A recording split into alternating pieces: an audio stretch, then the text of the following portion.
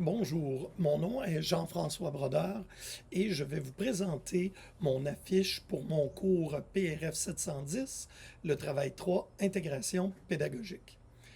Alors, on va débuter ici avec la partie 1, qui est le défi pédagogique. Mon défi pédagogique résidait principalement dans un cours de base de données. La matière, elle est aride et vraiment pas visuelle. Pour des étudiants habitués à des jeux ou à une interface graphique, ça leur cause la difficulté à rester engagés.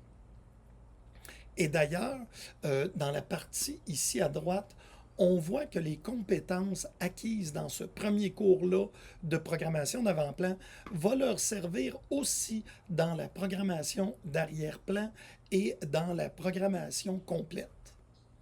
Alors, si j'élabore maintenant ma problématique, l'élément de compétence que je cherche à travailler ici, c'est la formulation de requêtes dans le langage SQL.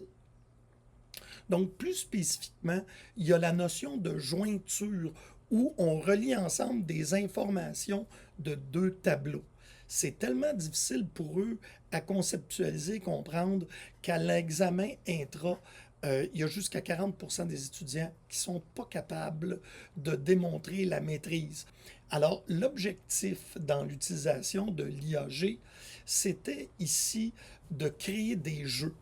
Donc, utiliser la ludification pour apprendre le langage des bases de données avec l'IAG. On comprend, c'est de créer le jeu dans lequel j'utilise l'IAG. L'étudiant, lui, va interagir avec le jeu qui a été créé, pas directement avec l'IAG. Donc, et le but, c'est d'augmenter son engagement et sa motivation à l'étudiant à apprendre parce que je vais personnaliser le jeu à ses intérêts. Il devrait donc apprendre plus rapidement qu'il apprend en ce moment en faisant plus de pratiques parce qu'il trouve ça plus intéressant et on va espérer améliorer les résultats à l'intra. Et finalement, étant donné que les jeux sont personnalisés, oui, ils vont apprendre mieux, mais ça va aussi diminuer la possibilité de plagiat en créant un jeu différent. Alors, quels outils j'ai utilisés? J'ai utilisé ChatGPT. J'ai utilisé pour les images DALL-E 3. J'ai aussi utilisé GitHub Copilot, qui est un petit outil dans mon éditeur de code. Puis si on regarde le type de requête que j'ai fait, j'ai demandé ici, parce que pour faire des bonnes requêtes, ça prend des gros jeux de données. Donc, j'ai demandé de me créer un fichier SQL avec 500 données aléatoires de joueurs de soccer et d'équipes dont on va se servir dans le jeu. J'ai aussi demandé de générer du code HTML, CSS et JavaScript. Et j'ai utilisé ce code-là pour faire le jeu. Donc, si on regarde quels étaient les défis, les limites et les enjeux avec cette mécanique-là, premièrement, il faut comprendre que les hallucinations des IA peuvent se retrouver aussi dans le code généré. Donc, il faut quand même regarder le résultat, s'assurer que c'est bon. J'ai aussi frappé une limite de DALL-E. Il n'est pas capable de faire des images qui ne sont pas carrées. J'avais besoin d'une bande rectangulaire. Malheureusement, j'ai dû moi-même faire le travail avec l'éditeur.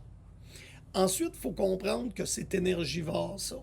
Pour 30 scénarios de jeu, on arrive à quand même 30 à 50 requêtes différentes. Les données et les images, d'ailleurs, ont un biais.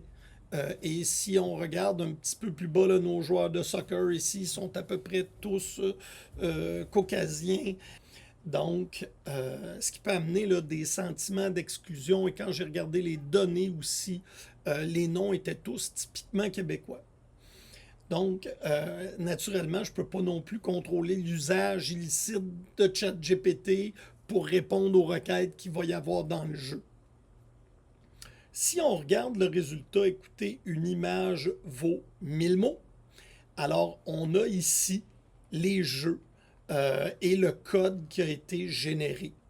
Donc, qu'est-ce que ça m'a appris? En fait, j'ai appris à générer des pages web avancées entièrement avec l'outil ChatGPT et me servir d'un autre outil d'IA qui est Copilot, spécifiquement en programmation, pas celui générique de Microsoft, c'est celui de GitHub. J'ai aussi compris les limites de Dali. Mais l'amélioration de productivité que j'ai eue était juste incroyable. Ça n'aurait pas été possible sans l'IA de faire autant de jeux dans un temps de 2 heures. Là. J'en ai fait deux presque complets. Donc, ça m'a permis aussi une pratique pédagogique qui va être personnalisée aux intérêts des étudiants et ça m'a permis d'intégrer un monde ludique pour leur permettre de comprendre l'utilité du langage SQL et d'en voir une application.